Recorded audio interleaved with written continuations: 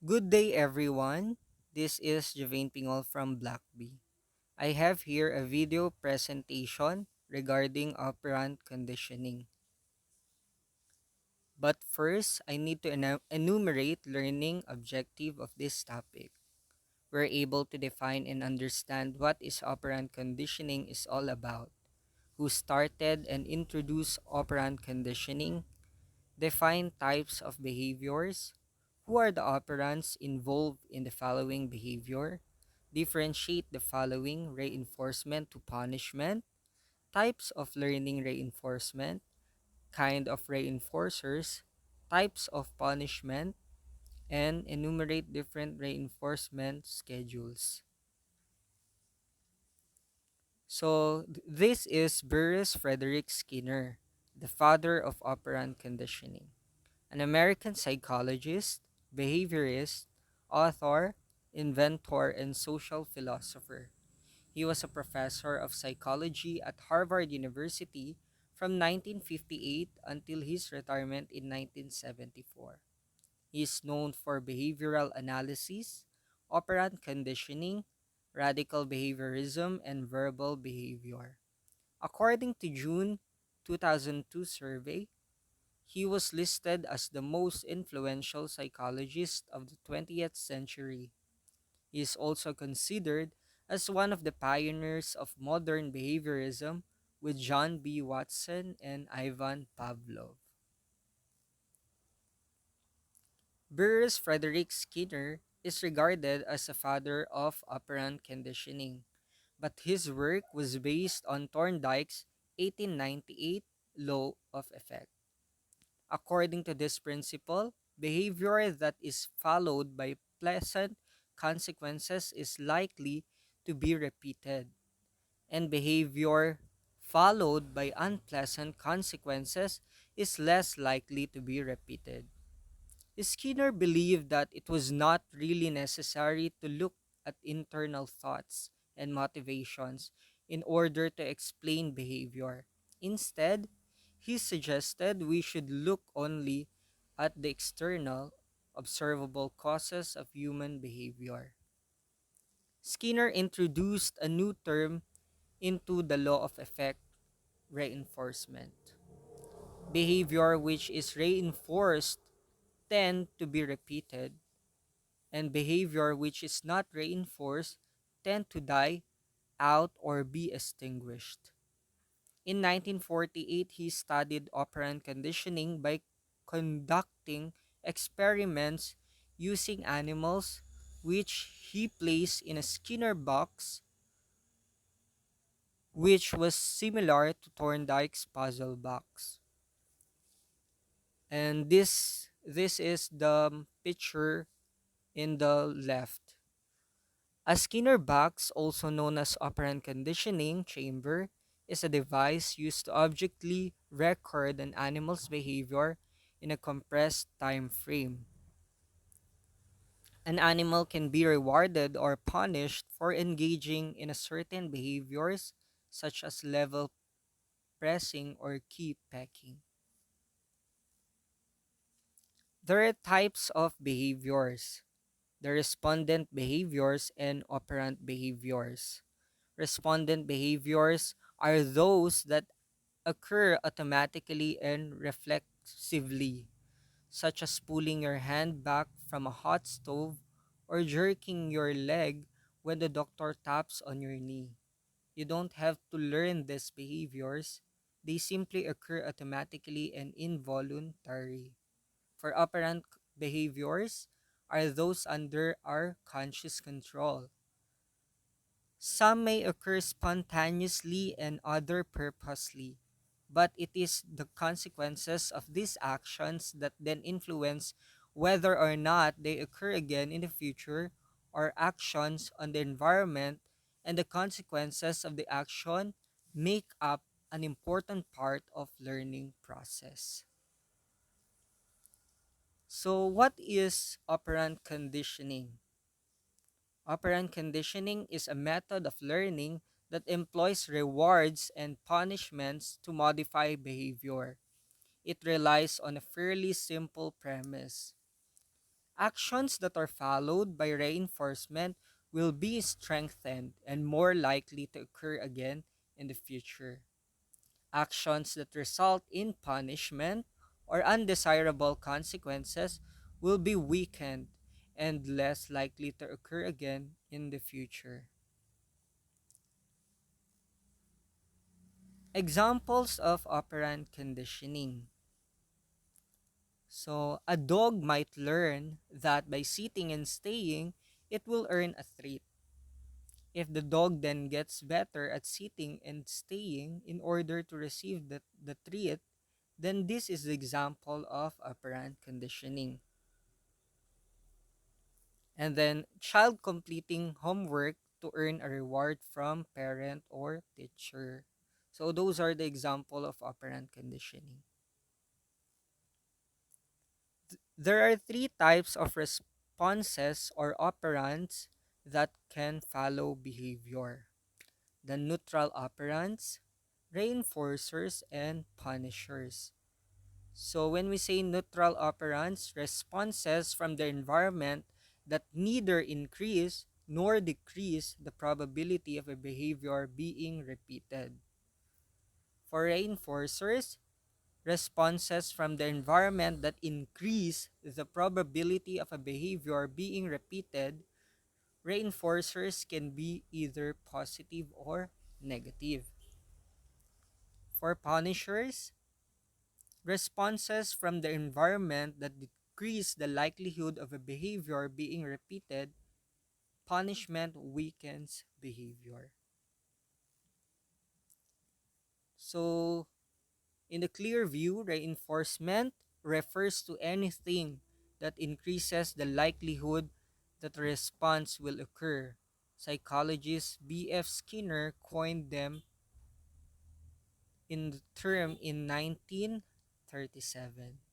Reinforcement can include anything that strengthens or increases a behavior. In a classroom setting, for example, types of reinforcement might include giving praise, letting students out of unwanted work, or providing token reward, candy, extra playtime, or fun activities. There are types of learning reinforcement: the positive and negative reinforcement. When we say positive reinforcement, response or behavior is strengthened by rewards, leading to the repetition of desired behavior. The reward is reinforcing stimulus. So, for example, if your teacher gives you 5 pesos each time you complete your homework as a reward, you will be more likely to repeat this behavior in the future. And for negative reinforcement is the termination of an unpleasant state following a response. Negative reinforcement strengthens behavior because it stops or removes an unpleasant experience. For example, if you do not complete your homework, you give your teacher 5 pesos. You will complete your homework to avoid paying 5 pesos, thus strengthening the behavior of completing your homework. So there is another example for positive reinforcement. Teacher praises the student for effort. Student more active in class. Therefore, student more active in class. And for negative reinforcement, teacher stops criticizing students' input. Therefore, student is more likely to participate in discussion. So there are kinds of reinforcers: the primary reinforcers and secondary reinforcers. When we say primary reinforcers are reinforcers that have innate reinforcing qualities. These kinds of reinforcers are not learned. Example, water, food, sleep, shelter, sex, and touch, among others. While secondary reinforcers has no inherent value and only has reinforcing qualities when linked with a primary reinforcer. Praise linked to affection is one of example of secondary reinforcer. Another example is money is only worth something when you can use it to buy other things.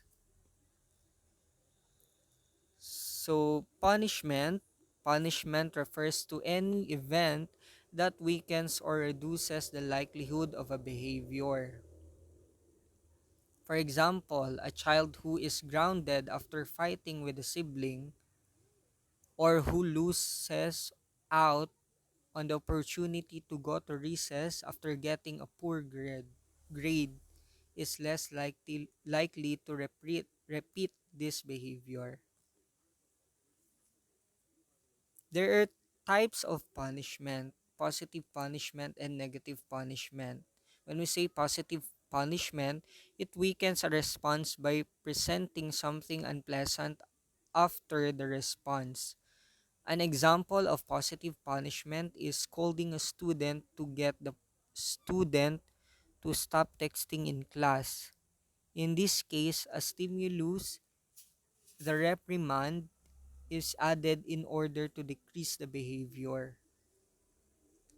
The negative punishment, it weakens a response by reducing or removing something pleasant. For example, when a child misbehaves, a parent can take away a favorite toy. In this case, a stimulus is removed in order to decrease the behavior. So to understand the reinforcement and punishment, I have here a table. When we say positive reinforcement, something is added to increase the likelihood of behavior. As for positive punishment, something is added to decrease the likelihood of a behavior. And for negative reinforcement, something is removed to increase the likelihood of a behavior. And negative punishment, something is removed to decrease the likelihood of a behavior. So in overall understanding, reinforcement is by increasing the likelihood of behavior and punishment is decreasing the likelihood of the behavior. So we have here reinforcement schedules. So reinforcement schedules have reinforcement schedule, explanation, and real world example. So when we say fixed ratio, behavior is reinforced after a specific number of responses. For example, factory workers who are paid according to the number of products they produce. And for variable ratio, behavior is reinforced after an average but unpredictable number of responses.